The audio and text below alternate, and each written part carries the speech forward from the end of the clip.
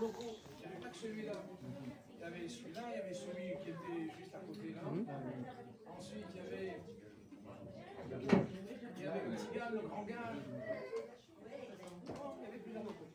Et finalement, quand Moulé est venu, on a choisi celui-là. Moulé, ça lui plaisait, il disait, il y a un grand plafond. Il a dit, le Baal Shem Tov, il a dit qu'une choule doit avoir un plafond élevé. Donc ça lui a plu, ce plafond. Et on est parti signer au HLM. Une fois qu'on a eu la clé, cette petite clé comme ça, Moulé, il voulait absolument qu'on l'ouvre. Je suis venu avec lui. Il avait amené une petite bouteille de mashké, on a dit Echaim. Et ce monsieur qui nous avait donné la clé, qui nous avait signé, il s'appelait Monsieur Devec. C'était un breton. Un breton.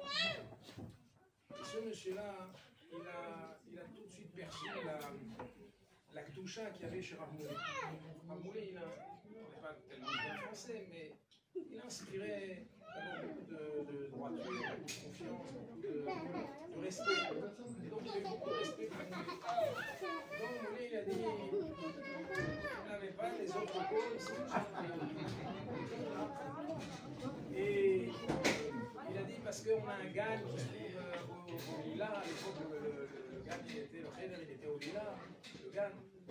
Et donc il a demandé, et le monsieur Devec qui respectait beaucoup Moulé, il lui a donné, tenez-vous bien, il lui a donné Solocar, il lui a donné le petit Gan, le grand Gan, la rue des Annelés, la rue de Flandre, les orthos, et comment il s'appelle, et Couronne, jusqu'au jour où les HLM ont dit, dites-moi, vous êtes venus où Babylone, vous travaillez que pour eux, et donc il a été déplacé, le pauvre, il a été déplacé de son bleu. Mais vu qu'il était là, ce pauvre, il a donné beaucoup de locaux. Tous les premiers Chabad,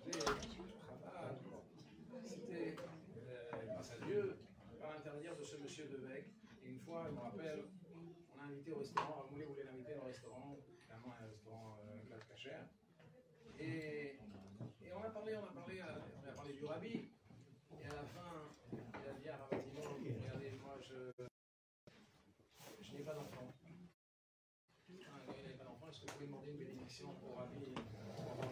C'est-à-dire que même mon juif, il a reçu la grandeur du Rabbi, la grandeur de la Moulé.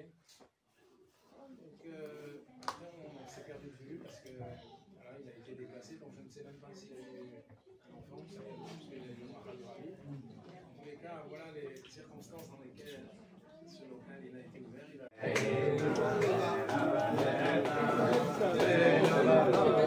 a...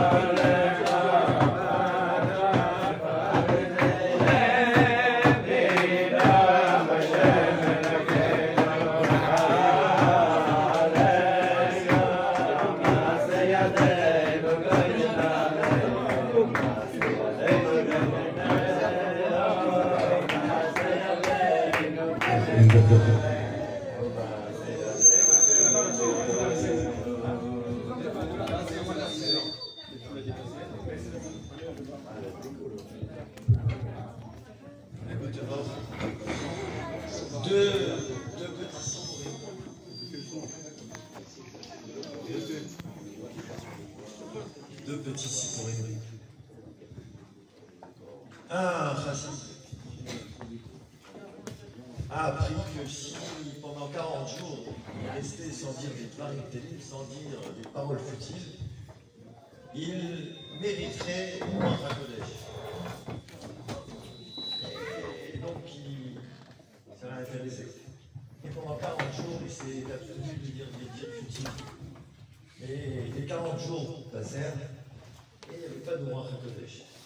Rien, pas d'Esprit Saint, pas d'inspiration divine. Il a décidé d'aller s'en plaindre à Rabbi Israël de Rougine. Quand il est arrivé dans le Khatser, la cour de Rabbi Israël de Rougine, il a été impressionné par le faste des bâtiments, le faste du mobilier, le faste des ustensiles, le faste dans lequel vivait Rabbi Israël de Rougine, qui était habillé comme un roi. Il a été profondément choqué. Et il a fini par décider de ne pas poser la question, de ne pas exprimer ses doutes et le problème qu'il avait à Rabbi Israël de Rougine. Donc il est resté, il a traîné un petit peu. Et puis est arrivé le moment dans lequel Rabbi Israël de Rougine devait aller faire une promenade. Alors, pour faire la promenade, ils ont attelé une magnifique calèche à 4 chevaux extraordinaires, 4 étals. Et Rabbi Israël de Rougine, dans toute sa splendeur, est sorti dans la cour. Il y avait cet homme qui était encore là, mais qui... Et Rabbi Israël de Rougine, au lieu de monter dans la calèche, il s'approche du cheval, il s'approche d'un des chevaux, et il passe 3 fois la main sur la crinière. Alors le chassid, il a été éperdué, il n'a pas pu se retenir, il s'est avancé vers Rabbi Israël de Rougine, il lui a dit, mais quelle sorte de service de Dieu cela représente, de caresser la crinière d'un cheval? Et Rabbi Israël de Rougine, en s'adressant au cheval, il dit, tu vois, toi aussi tu ne dis pas de variété ni pas encore.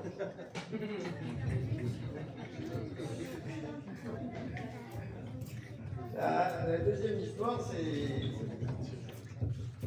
c'est avec Reb Shmelke de Nikolsburg. Reb Shmelke de Nikolsburg était un sadique, un très grand gaon. Et donc il exerçait son activité de rab dans la ville de Nikolsburg. Et un jour,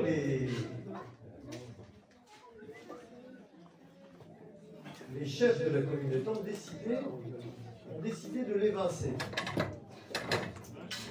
Ils ont décidé de l'évincer, pourquoi? Parce qu'ils trouvaient que son comportement était un peu spécial. Il priait d'une certaine façon, il avait des façons de faire qui étonnaient les membres de la communauté. Donc ils ont décidé de l'évincer, de le remplacer par un autre rab. Et donc ils ont fait une réunion, en présence d'ailleurs du Shamash, qui était un homme très simple et très droit. Et le Shamash, en entendant qu'il voulait évincer Reb Shmelke de Nikolsburg, il leur a dit, mais vous ne pouvez pas l'évincer, cet homme est un homme exceptionnel, c'est un homme kadosh, c'est un homme saint. Les membres de la communauté, les chefs de la communauté savaient que le Shamash ne mentait pas, savaient que c'était un homme intègre. Il lui a dit, bah, raconte-nous comment c'est un homme saint. Alors le Shamash raconte, il leur dit comme ça. Tous les matins, avant l'aube, je vais taper aux portes des fidèles pour les réveiller, pour qu'ils puissent venir se préparer pour la prière de Shachrit. Et chaque fois que j'arrive à la porte de Reb Shmelke, la lumière est allumée, il y a toujours un homme qui apprend à la Torah avec lui. Je n'ai jamais vu la lumière éteinte. Et un jour, je lui ai demandé, je lui ai dit, mais c'est qui cet homme? Alors il m'a dit, Reb Shmelke, il m'a répondu que c'était Eliyahu Hanavi qui venait étudier la Torah avec lui. Et puis un jour, je suis arrivé un peu en retard. Je suis arrivé un peu en retard et j'ai vu Reb Shmelke avec des bougies en train de raccompagner l'homme qui venait d'habitude chez lui, qui était Eliyahu Hanavi, et puis un homme grand avec une couronne. Avec une couronne sur la tête. Et quand il les a accompagnés, alors je lui ai demandé, mais c'est qui le nouvel homme? C'est qui cet homme avec la couronne? Alors Reb Shmelke lui a dit, c'est le roi Ménaché. C'est le roi Ménaché, il est venu me voir avec Eliyahu Navi, c'est Eliyahu Navi qui l'a amené. Et je vais t'expliquer pourquoi. Dans un village voisin, il y a un juif père de famille, qui un soir s'est réveillé et est allé dans la bête Tifla, c'est-à-dire il est allé dans la maison de Avodah-Zara, il a cassé là-bas toutes les idoles. Il a été arrêté, évidemment, et condamné à mort parce qu'il a fait un crime de blasphème. Il a non seulement de blasphème, mais de destruction d'une bête Avodah-Zara. Et donc il a été condamné à mort et il a été brûlé. Il a été brûlé sur le bûcher. Mais il a laissé une veuve et des enfants. Et cette veuve, elle était démunie de tout. Et alors, il y a eu un débat parmi les Chachamim. Il y a des gens qui disaient qu'il fallait quand même nourrir cette veuve, même si son mari l'avait commis un acte de folie. Alors que d'autres Chachamim, d'autres sages, ils disaient que non, pas du tout, son mari était un suicidaire. Qu'il avait fait ça d'une façon volontaire, et donc il ne fallait pas du tout prendre soin de la veuve et des enfants. Et le roi Ménaché est venu me voir pour me dire, cet homme, c'est mon Gilgoul. Cet homme qui a détruit les idoles, c'est mon Gilgoul. Moi qui ai fait rentrer un tselem, moi qui ai fait rentrer une statue dans le Héral, je devais réparer ceci en brisant les idoles et en mourant à Al-Kiddush Hashem. Et donc, il m'a conseillé d'écrire à cette ville et de dire aux gens, aux responsables de la communauté d'aider sa femme. Et celui qui racontait cette histoire, c'était Rabbi Bonam, de Pchisra. Et il disait, en vérité, la grandeur de Rabbi Shmelke de Nikolsburg, on la connaît tous, mais c'est la grandeur du Shamash, c'est qu'il était capable de voir Eliyahu Hanevi et de voir le roi Ménaché, et en vérité, il n'en tirait aucune fierté.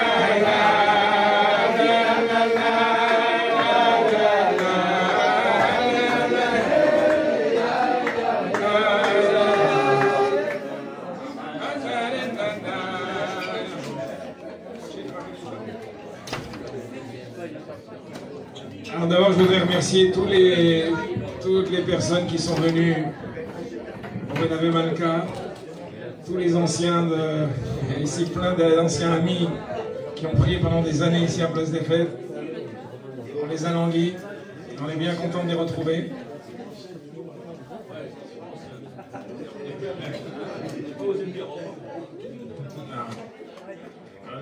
On s'est compris, parce que l'amitié c'est être assez shalom. Donc, des amis anciens on va dire, de longue date. Et donc, merci. Et Mendy, ton micro je crois qu'il sera... On va demander à notre ami.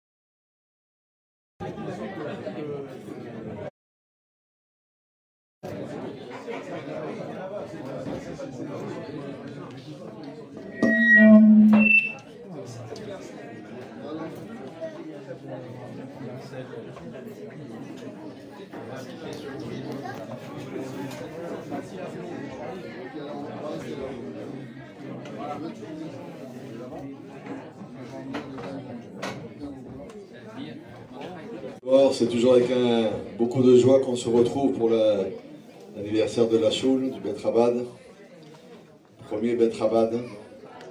Et dans le quartier, comme je disais tout à l'heure à quelqu'un, c'était la seule Choule de tout le quartier jusqu'à Belleville.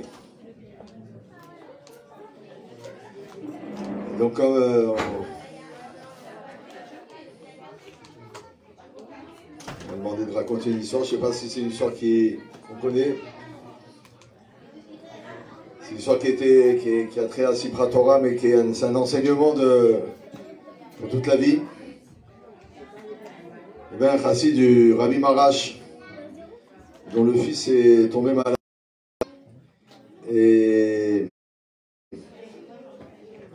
le médecin, il essaie des traitements et il n'y a aucun traitement qui avait d'effet. Et donc, petit à petit, l'état du fils s'est empiré, de pire en pire. Le médecin, il a baissé les bras, il ne savait plus quoi faire. Il a pris la route, ça a duré plusieurs jours. Et il est arrivé la veille de Sukkot, chez Rabbi Marash. Et il a été voir le secrétaire. Il a dit, secrétaire, voilà la situation, il faut absolument que j'ai une yichidout. Le cas est très grave. Le secrétaire il dit, mais t'y penses pas. Tishri, le rabbi, reçoit personne. Tishri, le rabbi, prie pour tout le peuple juif pour toute l'année. Il ne reçoit pas de façon individuelle. Alors le rabbi Israël a insisté, c'est une question de vie. Et jusqu'à que le secrétaire il dit, bon, je vais essayer de t'arranger une yichidout pendant Chol HaMoed. Et donc, en attendant la yichidout, Rabbi Israël, il était plongé dans ses téhilim, abattu, ne sachant même pas qu'est-ce qui se passe avec son fils. Et tout autour de lui, tous les chassidim qui viennent chez le rabbi, passer Sukkot chez le rabbi avec des farbringen, des chants, des danses, une ambiance extraordinaire. Et lui, dans un coin de la choule, prostré, en train de dire téhilim, qui n'est pas du tout enclin à aller au farbringen et à chanter. Le rabbi n'a pas tendu la main et il était obligé de la poser sur le bureau. Il est sorti encore plus brisé. Il faut l'accepter avec amour. On peut rien faire. Shmini Atzeret arrive. Et après Simchat Torah, le rabbi recevait dans Yechidut tous les gens qui étaient venus, tous les invités qui étaient venus passer Tishri ou les fêtes avec le rabbi. Et quand son tour est arrivé, il est rentré chez le rabbi. Et le rabbi l'a reçu avec un visage souriant et éclairé, lumineux. Il n'a même pas demandé une bracha pour son fils, il a demandé une bracha pour le voyage, pour rentrer correctement, etc. Et le rabbi lui a dit, tu sais, quand tu es rentré la première fois pour demander une bracha pour ton fils, je ne voyais pas du tout de solution comment le sauver. Mais puisque tu t'es renforcé, tu as fait passer la joie de Shmini Atzeret et Simchat Torah au-dessus de tes soucis matériels, de tes soucis de ton fils. Tu as fait passer la Neshama au-dessus du corps. Eh bien, avec toute cette joie que tu as investie pendant les 2 jours de Shmini Atzeret et Simchat Torah, eh bien, le décret a été déchiré. Ton fils est hors de danger et il va très bientôt guérir.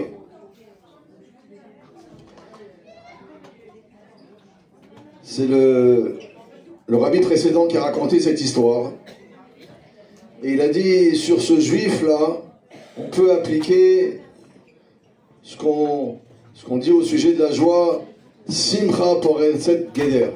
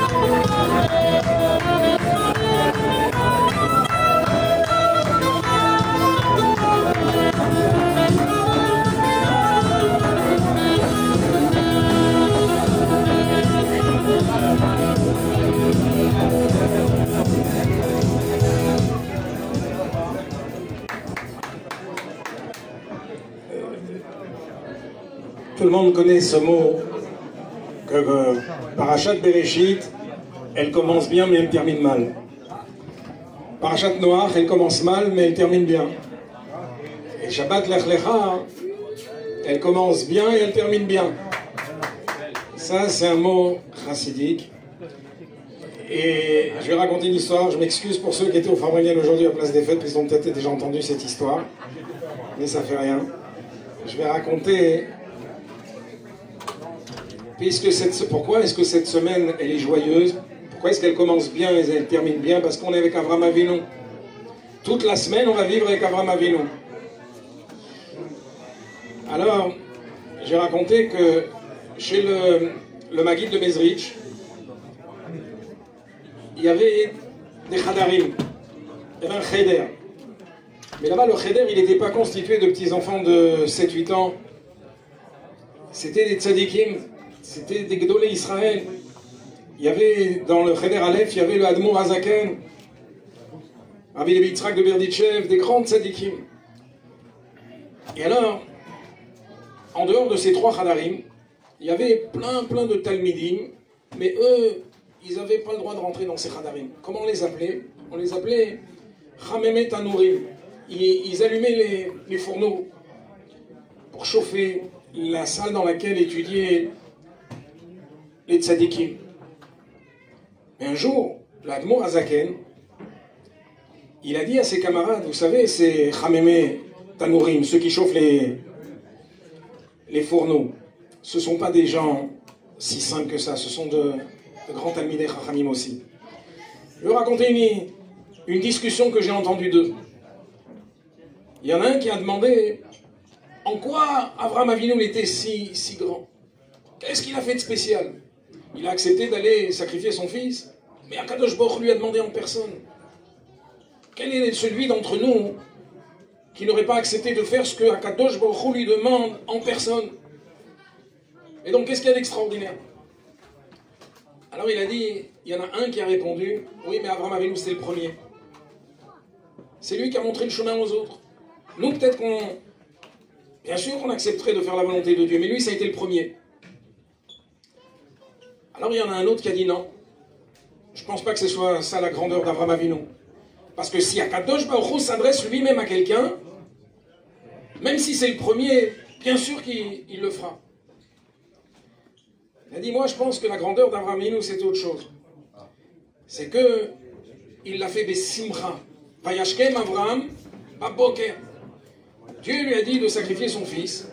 Il aurait pu passer toute la journée avec lui, profiter encore de lui, et vers la fin de la journée aller le sacrifier. Non, dès à la première lueur du jour, Shkamat baboker, Vayashkem Avraham baboker, tout de suite il a couru et il a fait bizrizout.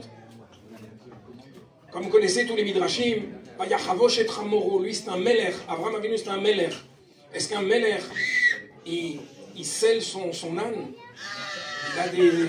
Il a des serviteurs pour cela. Non, Vayachavosh et Chamoru, Vaikar et Amachelet, lui-même il a pris tous les effets, les ustensiles. Et donc c'était ça sa grandeur. Zrizout, Simcha. Alors il y en a un qui a dit non. Moi, si Akadosh Baruch Hu s'était adressé à moi, moi aussi je le fais avec Simcha. Comment? Akadosh Baruch Hu te demande quelque chose. Bien sûr qu'on le fait tout de suite. Bien sûr qu'on ne va pas attendre pour y aller. Alors il a dit, c'est quoi la grandeur d'Avraham Avinu?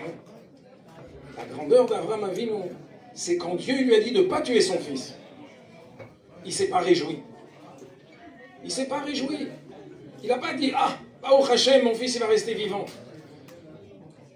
Il a agi, lorsqu'il a pris le bélier pour substituer cette bête à son fils, il l'a fait avec le même kabbalatol, la même simcha, que lorsque on lui a demandé de tuer son fils. D'ailleurs, dans le Midrash, c'est marqué « Vaishlach Avraham et Yado ». Il a envoyé sa main. Qu'est-ce que ça veut dire « Vaishlach Avraham et Yado » ? Il a pris le couteau. Il a pris le couteau, ça veut dire qu'il a envoyé sa main. Il a envoyé sa main parce qu'il y a un malach qui est venu et qui lui a dit « Non, on t'a pas demandé de le tuer. » Et donc il lui a retenu sa main. Et Avraham lui a dit « Quoi ?» Il a dit « Non, je veux le faire. » Donc ça veut dire, il n'a pas été content lorsqu'on lui a dit de ne pas tuer son fils. Lui, il était prêt à le faire, il était prêt avec la même simcha à tuer son fils, exactement comme quand on lui a dit de prendre le haïl. Il a dit ça, c'était sa grandeur. Alors le Admour Azaken, il dit à ses camarades, il leur dit, voyez, c'est Chamimet Tanorim, c'est pas n'importe qui. Alors pour illustrer cette histoire, il y a une fois un journaliste d'un journal très important, un journal juif aux États-Unis, qui a demandé au Rav Groner de lui obtenir une yichidout, c'est-à-dire un entretien particulier avec le rabbi. Le Rav Groner lui a trouvé un moment pour venir voir le rabbi. Et quand il est venu voir le rabbi, il est resté de minuit jusqu'à 2 h du matin. Et quand il est sorti tout rouge, rouge comme une tomate. Il était ému, il était vraiment très, très bouleversé par ce qu'il avait entendu chez le Rebbe. Alors, Rav Groner lui a dit, qu'est-ce qui s'est passé? Il a dit, moi j'ai pensé que je suis un journaliste, et mon journal il est très lu. J'ai pensé que le rabbi va me demander de faire un article sur le mouvement Lubavitch, qu'on puisse parler de lui, qu'on puisse parler du mouvement. Pas du tout. Le rabbi m'a demandé, votre journal, il est édité où? Alors je lui ai expliqué qu'il est édité de manière très large. Et même au Texas, il y a un petit village dans lequel il y a 2 familles juives qui reçoivent notre journal. Alors le rabbi lui a dit, regardez, ces 2 familles juives qui se trouvent dans ce petit village reculé du Texas, sachez que c'est le seul lien qu'ils ont avec le judaïsme. Donc si vous éditez dans votre journal des choses qui sont conformes au judaïsme authentique, eh bien, sachez que vous aurez une influence sur ces 2 familles. Mais si vous éditez que des futilités, ou chas v'shalom, des choses qui sont contraires à l'esprit de la Torah, sachez que malheureusement, vous avez raté l'occasion d'aider des Juifs qui sont loin. Regardez, il a dit, regardez quelle est cette grandeur du rabbi, cette hauteur d'esprit du rabbi. Alors, c'est la même chose qu'Avraham Avinu. Le rabbi, lui, il n'est pas en train de penser à lui, il n'est pas en train de penser à son intérêt, il est en train de penser à ce que veut Akadosh Baruch Hu. Et tout ce que veut Akadosh Baruch Hu, c'est sa seule volonté. Alors, voilà pourquoi cette semaine on est joyeux, parce qu'on est avec Avraham Avinu qui nous a montré comment on doit servir Akadosh Baruch Hu.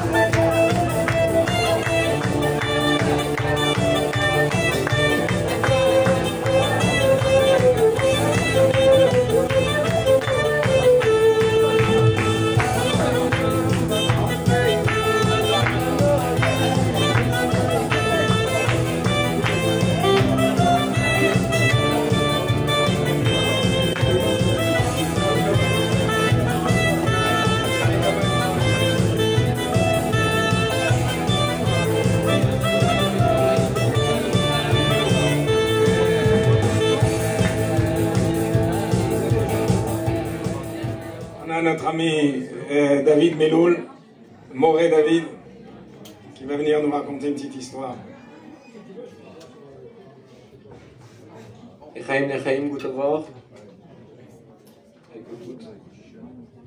C'est une histoire que j'ai lue ce soir dans Torat Menachem, c'est Tafshin Memzaïn. C'est tous les ans au 770, il y avait un Melavé Malka annuel. Et à cette occasion, il y avait quelqu'un qui portait un Shtraimel et qui racontait une histoire. Et l'histoire que j'ai lue ce soir, c'est la suivante. C'était un chassid de Rabbi Nahum de Tchernobyl. Et ce Rabbi Nahum de Tchernobyl, il avait l'habitude chaque année de passer dans un village et il avait l'habitude d'être hébergé chez un chassid. Chaque année, il avait la même habitude. Et cette fois-ci, il a fait savoir à ce chassid qu'il ne serait pas hébergé chez lui, sauf s'il donnait 2000 roubles. 2000 roubles, je ne sais pas combien ça fait, mais ça avait l'air d'être une somme très élevée. Lui-même, il possédait que la moitié de cette somme, avec tous ces biens qu'il possédait. Et Rabbi Nahum de Tchernobyl a rajouté que non seulement il ne serait pas hébergé chez lui, mais en plus de ça, il ne pourrait pas assister aux tfilotes où Rabbi Nahum de Tchernobyl il serait, et il ne pourrait pas assister au Farbrengen. Enfin, c'est pas le mot qui a été dit dans l'histoire, mais c'est l'idée. Et quand il partirait de la ville, il ne pourrait pas se joindre aux autres chassidim pour raccompagner le rabbi. Et donc le chassid, il était complètement brisé. Et c'est ce que Rabbi Nahum de Tchernobyl a fait. Il n'a pas été hébergé chez lui. Tel que l'histoire elle est racontée, tout le séjour, il n'a pas pu voir Rabbi Nahum. Et quand il est parti Rabbi Nahum, après le séjour, il y a eu un seigneur qui a fait un passage dans ce village avec son armée. Et il avait avec lui une espèce de malle. Et il avait ses soldats pour garder cette malle. Et ces soldats, ils sont venus, ils se sont imposés chez ce chassid-là pour être hébergés chez lui. Et Baruch, grâce à son mazal, en partant, ils ont complètement oublié la malle. Et quand ils se sont aperçus qu'ils ont oublié la malle, ils sont retournés dans le village, ils ont cherché partout, à part dans la maison de ce chassid. Et donc quand ils sont partis et qu'on était sûr qu'ils allaient plus revenir, il a ouvert cette malle et il a vu 2000 roubles. Donc il était très content, et en tant que chassid, il a couru chez son rabbi. Et il a dit, voilà Rabbi, j'ai les 2000 roubles que vous m'avez demandé. Alors Rabbi Nahum, il lui a dit, ces 2000 roubles, ils sont à toi. Maintenant, je vais t'expliquer ce qui s'est passé. J'ai vu que dans le ciel, on voulait te donner 2000 roubles, mais le problème, c'est que on attendait que tu les demandes. Donc j'ai dû te mettre dans une situation douloureuse pour que tu demandes profondément ces 2000 roubles à Hachem, et c'est ce qui s'est passé.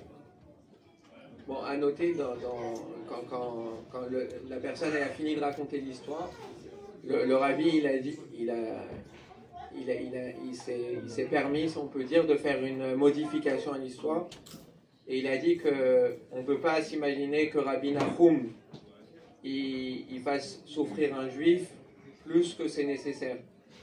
Il a dit qu'il a dû y avoir une erreur dans la transmission de l'histoire, mais c'est que Rabbi Nahum, il a dû juste, ça a duré un jour cette souffrance dans lequel il n'a pas été hébergé chez lui, dans lequel il n'a pas pu assister aux tfilotes, et ce petit jour, ça a dû être suffisant pour qu'il ait un tsar au point de demander à Hachem ses 2000 roubles, et il a dû les avoir le jour même. Et voilà. Ça va tout. Ma mère dansait le Yortzeit ce soir, elle disait comme ça, elle me le disait en arabe, elle disait, celui qui ne parle pas, Dieu il n'entend pas. Des fois il faut parler, il faut demander à Kadosh Baruch Hu, parce que si on ne lui demande pas, voilà, ce juif il avait besoin de demander 2000 roubles pour les avoir. On demande Mashiach, on demande la Géoula Shlema. On va demander à tonton Yitzhak. Rav Yitzhak Gabay de nous raconter au moins l'histoire qu'il a racontée ce soir à la famille. On n'a pas eu le temps de l'écouter encore.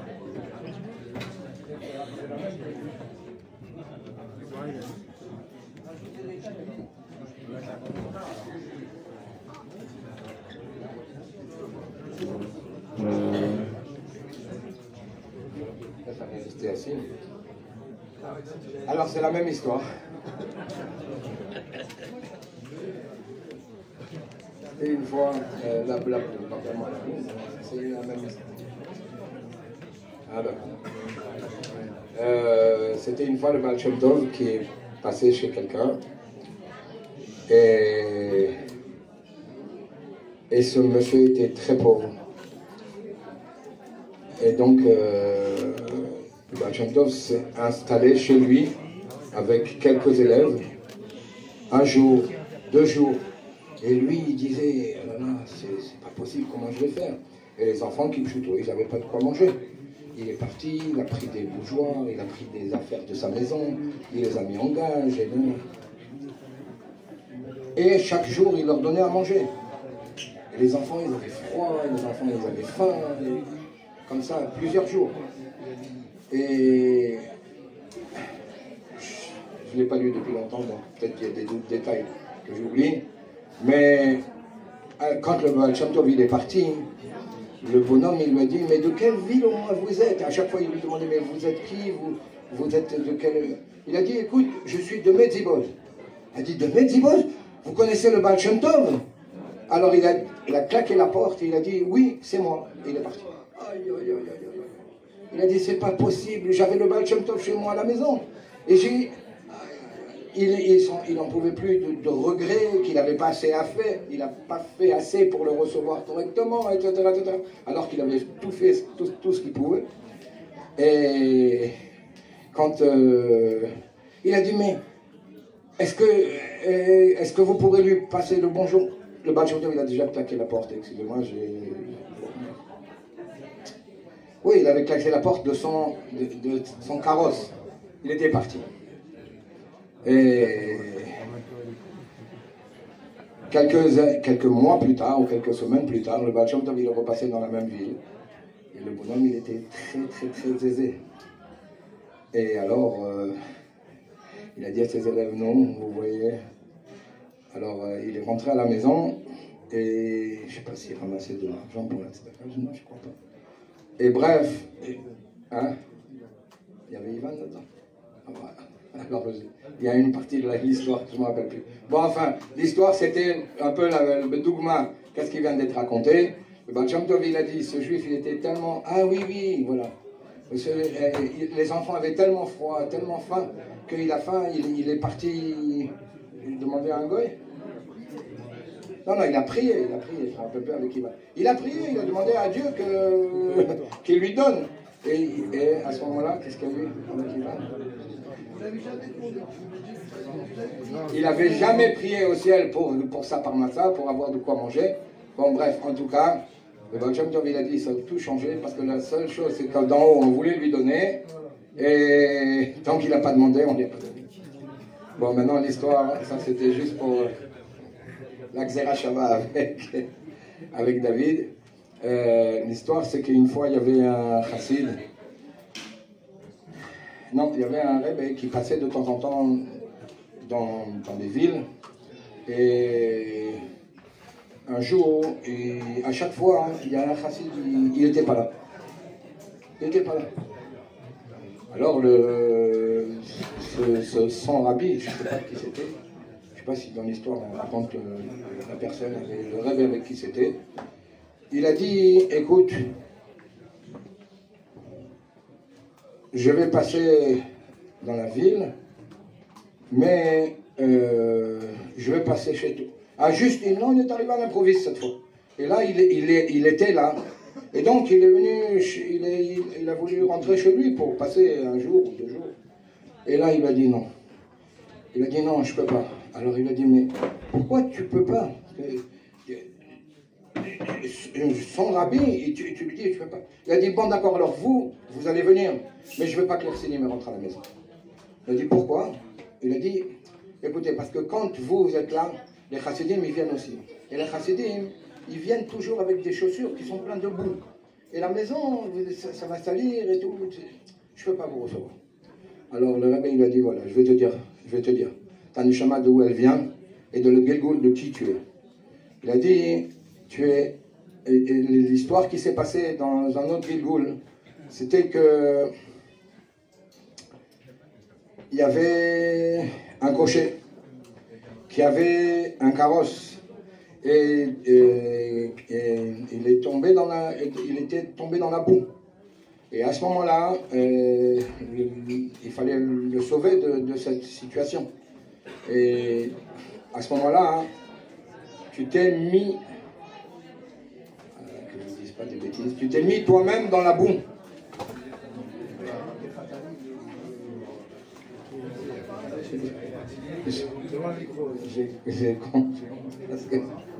Quelque chose comme ça. Bref, non, il n'y a pas bref. Ah ouais. C'est honte. Alors bref, voilà, exactement. Il avait eu besoin de se mettre lui-même dans la boue pour sortir d'une certaine situation. Je ne sais pas si c'était des khatanim ou... Bref. Il est parti et malheureusement, après 120 ans, quand il est monté au ciel, on a dit que... Il a fait des bonnes choses, mais il y avait un problème avec la boue.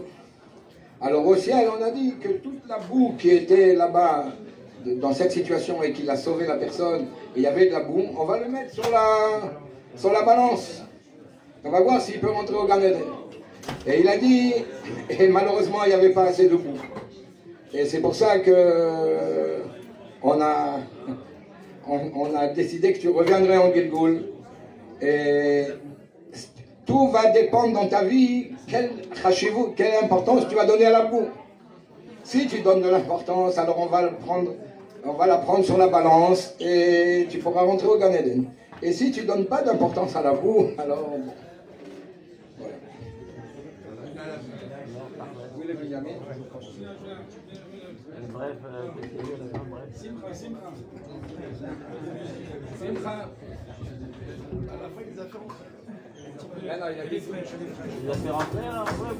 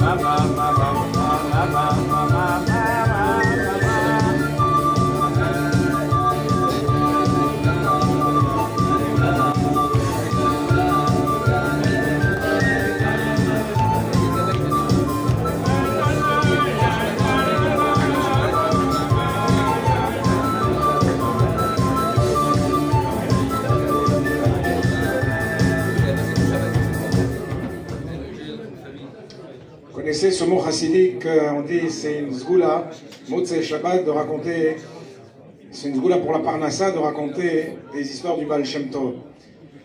Alors le rabbi il a dit une fois qu'il y a 3 erreurs dans ce mot. D'abord, il n'y a pas que Motzei Shabbat, c'est tout le temps. C'est pas une zgoula que pour la Parnassa, mais c'est une zgoula pour toutes les bonnes choses. Et c'est pas seulement l'histoire du Baal Shem Tov, de tous les tzadikim. Et donc, c'est important d'écouter des sipurim. Des tzadikim ont demandé à Daniel Gabay, Rav Daniel Gabay, de nous raconter une histoire.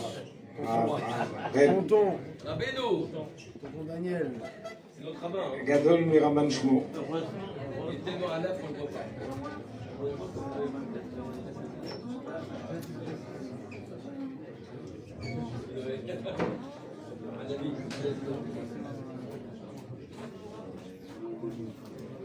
Daniel.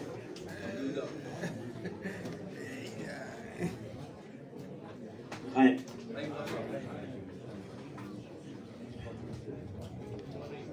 D'abord, il faut savoir, puisqu'il parlait de ça, Binyamin, que les histoires chassidiques, c'est très, très, très important. Je ne sais pas si c'est nous qui avons fait une erreur ou c'était le même vidéo que vous avez vue ce soir, mais la vidéo de ce soir chez nous à Flandre, c'était justement l'importance de raconter des histoires, notamment aux enfants, que ça amène beaucoup de crainte de Dieu. Oui, alors, je sais pas, il y a quelqu'un qui m'a dit aussi que c'était retour de Ticherie, je sais pas quoi. Alors c'est ok, donc je sais pas comment nous on s'est trompé, mais en attendant, on a eu cette et par ailleurs, de temps en temps, j'écoute le serveur vocal Lechaim. Et là-bas, on peut être dirigé sur le serveur vocal israélien. Et là-bas, il y a un endroit où il raconte des histoires. Et de temps en temps, il passe 10 minutes à raconter l'importance d'écouter des histoires. Et il explique par exemple que Tzemach Tzedek, à une période, son fils, le Rabbi Maharash, il n'était pas encore Rabbi, mais le jeune Shmuel, il était malade, et son père, il passait 2-3 heures par jour à lui raconter des histoires. En sachant combien l'importance de l'étude de la Torah du Tzemach Tzedek c'était, et malgré ça, il passait des heures à lui raconter des histoires. Et encore beaucoup d'autres exemples de la même ampleur. Bon. Très très important les histoires et de raconter des histoires. Ça amène beaucoup la crainte de Dieu aux enfants, mais aux grands-enfants comme nous aussi. L'histoire que je vais vous raconter, vous l'avez peut-être déjà entendue, c'est une histoire très très forte du Rabbi. C'était après la Shoah, et il y avait un juif qui avait été pris dans les camps de travaux forcés, mais qui, grâce à Dieu, il s'en est sorti. Il s'en est sorti, bon, certes affaibli, mais il s'en est sorti. Donc quand il s'en est sorti, à la fin de la guerre, qu'est-ce qu'il a fait? Il a essayé de retourner chez lui, mais il n'y avait personne. Donc maintenant, qu'est-ce qu'il fait? Il ne voulait pas se faire à l'idée qu'il n'y ait plus personne de sa famille, sa femme et 5 ou 6 enfants qu'il avait. Et donc, il n'a eu de cesse que de tourner. Il a été d'abord dans toute la ville, demander s'il y a des gens qui avaient, des gens, des rescapés, qui avaient peut-être une information, la moindre indication. Rien. Il va chez des cousins dans d'autres villes. Il passe des semaines, des mois comme ça. Toute sa journée, c'est ça. Je ne sais pas comment peut-être il cherchait un peu d'argent, mais en attendant, le matin il se levait, il faisait des recherches toute la journée jusqu'à qu'il est épuisé, il s'endort quelque part. Et le matin encore comme ça, et ça a duré des mois et des mois et des mois. Ça a duré jusqu'en 47. Et en 47, il s'est retrouvé à Paris, en train de chercher toujours. Et il était donc, ça devait être entre Purim et Shavuot de 47. Et quelqu'un lui a dit, tu sais, on a ici le gendre du rabbi de Lubavitch qui est là, il pourra peut-être t'aider. Donc on lui a donné l'adresse de l'appartement où le rabbi résidait. Vous savez que après être arrivé en 41 à New York, il était revenu, le rabbi, pour venir accueillir sa maman, qui était, elle, enfin sortie de Russie. Alors il fallait l'accueillir, pas seulement, il fallait faire les papiers aussi. Bon, il y a aussi une autre histoire sur ça, mais donc il s'est occupé des papiers pour lui faire les visas et tout, c'était assez long. Donc il est resté ici, voilà, de Purim, je crois, jusqu'à Shavuot à peu près. Et donc ce juif-là qui est épuisé de 2 ans de recherche, il arrive chez le rabbi, enfin le gendre du rabbi, qui est notre rabbi, et il lui raconte son histoire. Alors le rabbi répond comme ça, voilà, je vais bientôt retourner à New York, chez mon beau-père, le rabbi, et donc je transmettrai votre histoire. Et là, le juif l'arrête tout de suite, il dit, Rabbi, je suis trop fatigué, je ne peux plus, je veux que vous me donniez la réponse. Et là, quand il a dit ça, le rabbi est devenu très sérieux. Il a changé de visage. Et là, il a dit aux juifs, il a donné un papier, un stylo, il a dit, marquez-moi tous les noms de votre épouse et tous les noms des enfants avec le nom de la mère. Et donc il s'est exécuté, il a écrit tout ça sur un papier.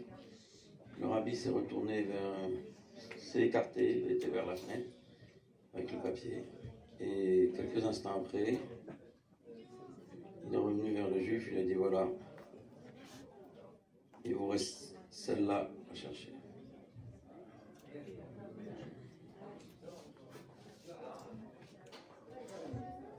Alors évidemment, bon, dans l'article là-bas, il raconte, c'est dans le Kfar Chabad, un ancien Kfar Chabad, il raconte comment ce juif, il a bien senti que la personne qu'il avait en face de lui, c'était comme ça et c'était pas autrement. Donc d'un côté, il était découragé d'avoir perdu toute la famille, mais d'un autre côté, il avait un espoir que, voilà, il y avait au moins une de ses filles qui était toujours là.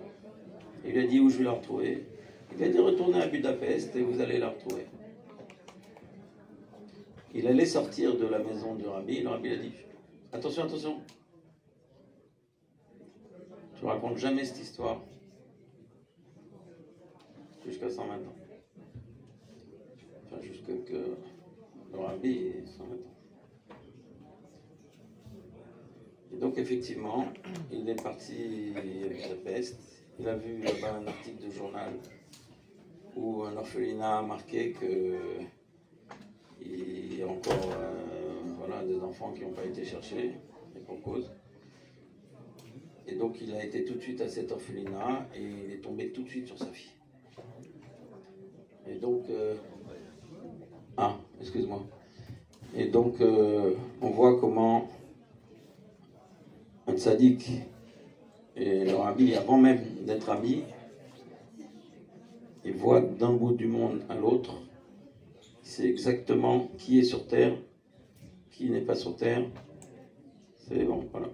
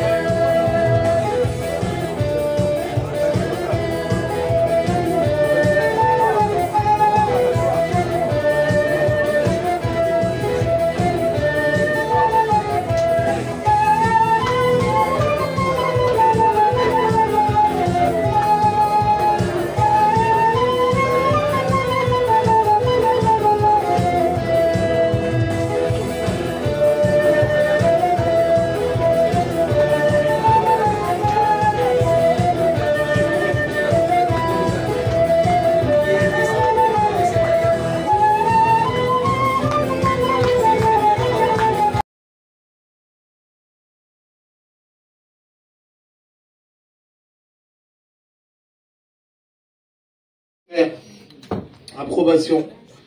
Le rabbi de Rougine, il a pris d'abord celui qui a fait les histoires des tzadikim, il lui a donné sa askrama, après il a pris le livre des Chidushim. Et le Rav Isaac Dovi, il était très étonné. Pourquoi il n'a pas donné d'abord la place au Gaon, qui connaissait apparemment beaucoup la Torah et qui avait fait un livre très approfondi. Il a laissé d'abord celui qui avait juste recueilli quelques histoires de tzadikim. Et il n'a rien dit, mais il avait cette question en tête. Et pendant la Soudat Shlishit, le rabbi de Rougine, il a parlé de ça. Il a dit, le Gaon de Lituanie qui est venu nous voir, il a une question. Pourquoi on a donné d'abord l'importance, la priorité aux histoires des tzadikim, et après le livre des Chidushim? Il a dit, en vérité, cette question, c'est la même question du premier Rashi de la Torah. Le premier Rashi de la Torah, il pose cette question, il dit, on aurait dû commencer la Torah avec les commandements, Torah et Mitzvot. On a commencé avec des histoires. Et Dieu, il a créé le monde, il y avait Abraham, il y avait Yitzhak, il y avait Yaakov. C'est très beau, c'est des belles histoires, mais pourquoi on commence la Torah avec des histoires? Et la réponse, c'est parce que dans les histoires, il y a Koach Ma'asav, il guide les hameaux. Quand Hachem, il veut montrer le Koach de ses actions sur terre, et pour nous dire que c'est à nous, Eretz Israël, et que nous, on a un travail à élever le monde et à transformer le monde, et que la main de Dieu, elle est dans la terre. Pour ça, ça suffit pas la Torah et les mitzvot. Pour ça, il faut les histoires des tzadikim. Il a dit, c'est pour ça qu'on donne d'abord les histoires des tzadikim, parce que c'est eux qui renforcent la Emouna, qu'Akadosh Baruch Hu Koach Ma'asav, il est d'Afka en bas, il est sur terre. L'histoire que je vous racontais, c'est une histoire pas très connue. C'est une très belle histoire, et justement, quelqu'un me l'a rappelé en rentrant ici, donc je pense que je vais la raconter, ça, je la pratique. On va la raconter. Il y avait un juif qui était pas très proche de Chabad. Il connaissait le rabbi dans les années 60, mais il n'était pas très proche de Chabad. C'était plutôt tendance d'une autre hassidoute, plutôt vers Satmar et tout ça, un peu d'autres hassidoutes. Et lui-même, c'est lui qui a raconté cette histoire. Il dit qu'un jour, il était à Paris. Et à l'époque, pour aller dans des endroits, pour aller par exemple en Amérique, où on devait faire un escale, c'était pas évident. Donc son escale, il était à Paris. Et il était avec un ami à lui. Et ils étaient dans l'hôtel comme ça, ils devaient attendre encore un jour ou deux pour aller à New York. Et voilà qu'il est dans son hôtel. Et il dit à son ami, viens, on va faire un tour dans Paris. Il n'allait pas s'endormir, il dit, viens, on va faire un tour. Il prend son ami avec lui. Et ils vont dans les beaux quartiers de Paris. Ils n'étaient pas loin, leur hôtel n'était pas très loin. Ils rentrent dans un bar, dans un restaurant, peu importe, et ils voient une scène. Ils voient une personne avec une barbe, un professeur, qui fait une conférence, et autour de lui, il y a une centaine d'étudiants. Et tout le monde est absorbé par ses paroles. Il y en a qui enregistrent, il y en a qui notent. C'était impressionnant à voir. Ils regardent ça, ils sont impressionnés les deux, bon. Et ils rentrent chez eux. Le lendemain, son ami était déjà parti. Lui il était encore à Paris. Il s'est dit, je veux retourner voir cet endroit. Il m'avait l'air spécial, je veux retourner voir cet endroit. Il est retourné. Et quand il est retourné, il a vu la même scène. Un professeur, barbu, barbe blanche, avec plein d'étudiants qui sont en train d'absorber ses paroles. Et lui, il se met de côté, il écoute, et à un moment, il voit que le professeur, il est guette de l'œil. Il est un peu gêné, mais bon, il a compris que le professeur, il avait mis l'œil sur lui. La conférence, elle se termine, le professeur, il s'approche de lui, il lui dit, Vanet Kumtaïd en yiddish, d'où viens-tu? En yiddish, comme ça. Alors lui, il est choqué. Il dit, de Yerushalayim, avec l'accent polonais, j'imagine. Il dit, de Yerushalayim. Alors il lui dit, le professeur, il lui dit, Ma le Kohen bevet akvarot. Qu'est-ce qu'il fait un Kohen dans un cimetière? C'est une manière de dire, qu'est-ce qu'un juif comme ça, il fait dans les quartiers de Paris? Alors, bon, il lui dit, voilà, je vais à New York, je suis en en escale, et voilà, j'ai vu, bon. Alors le professeur lui dit, j'aimerais que tu viennes chez moi. Il lui dit, c'est quoi ton plan? Il lui dit, je veux partir à New York demain. Il lui dit, ok, viens chez moi, viens à la maison. Il l'emmène chez lui à la maison. Super belle maison, bien sûr. Il rentre, il voit une maison pleine de livres, des livres Roll, des livres profanes. Et le professeur lui dit, ça c'est le salon des goy. Viens plus loin, je vais te montrer un autre salon. Il lui montre un deuxième salon, et dans le deuxième salon, il voit que des livres de Kodesh. Il lui dit, ça c'est le salon de chez nous. Il est émerveillé, il comprend pas. Et le professeur il lui dit, je vais te dire qui je suis, tu vas t'évanouir. Bon. Il lui dit, quand est-ce que tu vas à New York? Il lui dit, demain. Il lui dit, si ça te dérange pas, attends encore 1 ou 2 jours. J'aurai quelque chose, une mission à te demander. Bon, ce juif s'appelait Eliezer, ce juif. Il est émerveillé, il entend ça, il essaye de changer son billet, il y a quelque chose, c'est pas possible. À un moment, le juif, il lui dit dans une des discussions qu'ils ont eues, il lui dit, voilà, je vais te dire qui je suis, mais à une condition. Tu me promets que jamais de ta vie, tu diras qui je suis, à n'importe qui. Il lui fait la promesse, et là, il lui sort son nom. Et quand il lui sort son nom, il allait s'évanouir, effectivement. C'était le fils d'un grand admour polonais. Cet admour polonais avait perdu pas mal d'enfants à la Shoah, et dont lui faisait partie de ses enfants. Et dans la famille, tout le monde savait que cet enfant avait disparu, il était niftar. En fait, il n'était pas niftar, il s'était sauvé de la guerre, et malheureusement, à cause de la guerre, il avait abandonné Torah au mitzvot. Il s'était retrouvé à Paris, c'était un professeur à la Sorbonne, il enseignait le grec ou quelque chose, philosophie grecque Et il lui a parlé beaucoup, il lui a dit, tu sais, à cause de ce qu'il a fait le bon Dieu à la Shoah, voilà, qu'est-ce que je suis devenu. Il était très amer de son judaïsme, mais il mettait la faute sur Hachem. À cause qu'Hachem, il a fait tout ce qu'il a fait. Je dis, même Yom Kippour, je sais plus. La seule chose que j'ai gardée, c'est l'amour de l'étude de la Torah. J'étudie beaucoup la Torah. Bon, dans la discussion, ils parlent, et à un moment, alors qu'ils discutent entre eux, ce juif, il le regarde, ce professeur, il le regarde, il lui dit, dis-moi, tu vas à New York, j'ai une mission à te demander. Je vais te remettre une enveloppe, tu dois la donner en main propre au Rabbi de Lubavitch. Il lui a dit, ni à Leibel, ni à Binyamin. Genre les secrétaires du Rabbi. Tu lui donnes en main propre. Sinon, tu me la renvoies. Et là, ce Leiser, il raconte dans l'histoire, il dit, j'avais rien contre Lubavitch, mais j'étais un peu choqué. C'était un fils d'un grand rabbi polonais. On était en Lametret, c'était environ 78. On était en Lametret, il restait encore des rébellions polonais de l'époque, avant la Shoah. Et lui, il était proche de ces familles-là. Pourquoi d'après, il a choisi d'envoyer sa lettre au Rabbi de Lubavitch? Et je lui ai dit, moi qui est un vrai Polonais, je lui ai dit, pourquoi d'après le Rabbi de Lubavitch? Et lui, il m'a fait, tu comprends rien. Il m'a dit, je vais te raconter une histoire. Tu connais cette histoire, il lui a dit, du Rabbi de Rougine quand il était petit. Un jour, il a étudié la soubia de Shabbat, qu'on a fait au séminaire d'ailleurs. La soubia qui dit quelqu'un qui est dans le désert Shabbat et qui sait pas c'est quand Shabbat. Tu connais cette soubia? Un jour, quand le Rabbi de Rougine était petit, il a étudié cette soubia. Il a posé la question à son frère. Il dit, ça veut dire quoi il sait pas c'est quand Shabbat? Moi, comment je sais c'est quand Shabbat? On lève les yeux vers le ciel. Le ciel, il n'est pas le même. Shabbat et le Chol. Comment on peut ne pas savoir c'est quand Shabbat? Tu regardes le ciel il a changé. Alors le professeur lui dit, tu connais aujourd'hui des juifs qui regardent le ciel et qui savent c'est quand Shabbat? Il lui dit, moi je peux te dire, à part le Rabbi de Lubavitch, ça n'existe pas. Alors il lui dit, pose pas de questions et ne te mêle pas. Je te demande de transmettre cette lettre au Rabbi de Lubavitch, je la transmets en main propre. Promets-moi.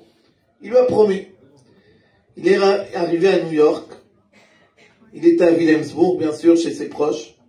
Et il s'est dit, je vais aller chez le Rabbi, je vais aller au 770 et je vais transmettre cette lettre. Il va au 770, c'était l'année, la maîtresse, le rabbi était tombé malade. Il va chez Rav Groner, il dit à Rav Groner, j'ai une lettre que je dois donner au rabbi en main propre, une lettre secrète, importante.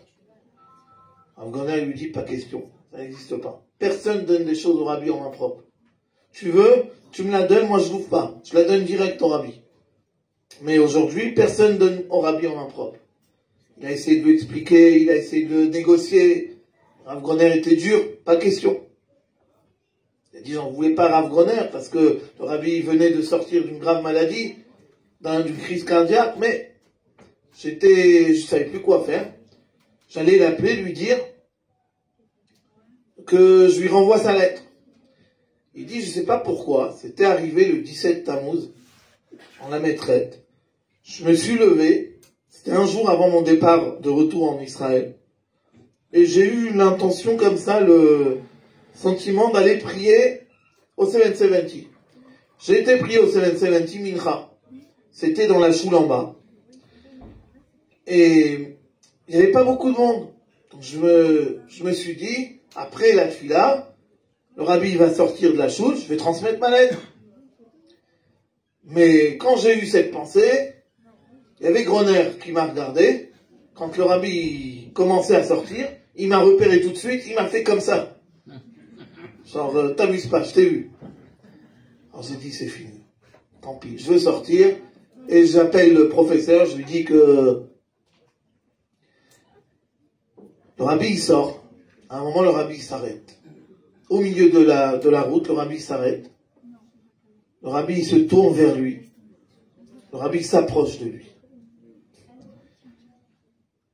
Le rabbi lui dit nous, et lui, quasi polonais qui voit un miracle, il sort de ses kélim, il sait plus quoi faire. Il est comme un fou. Et le rabbi gentiment lui fait non, donne-moi. Et là il sort la lettre, il attend au rabbi, et comme il raconte dans l'histoire, il dit j'ai couru, je suis sorti du Céven en courant. Il est parti. Il a eu peur. Il dit,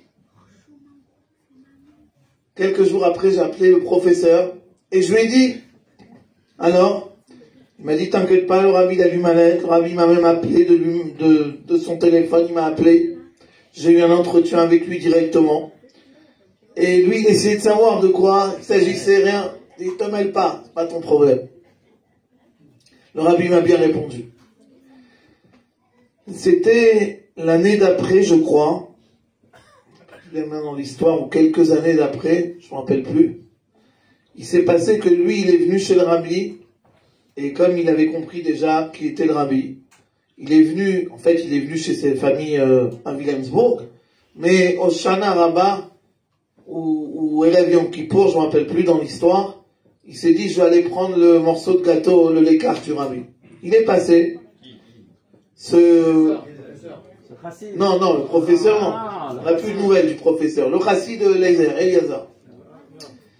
Il est passé devant le rabbi, et quand il est passé, le rabbi l'a rappelé, il lui a donné un deuxième morceau.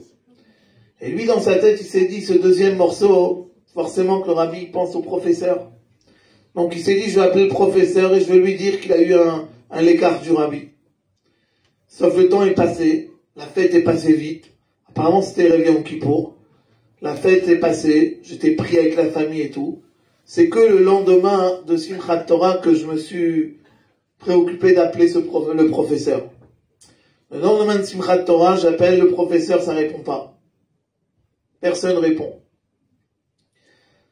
J'essaie d'appeler, je sais qu'il travaillait à la Sorbonne, j'essaie d'appeler la Sorbonne, mais j'ai vu que dans la Sorbonne, il y avait 13 annexes différents, 13 numéros différents. Je me suis mis à appeler tous les numéros.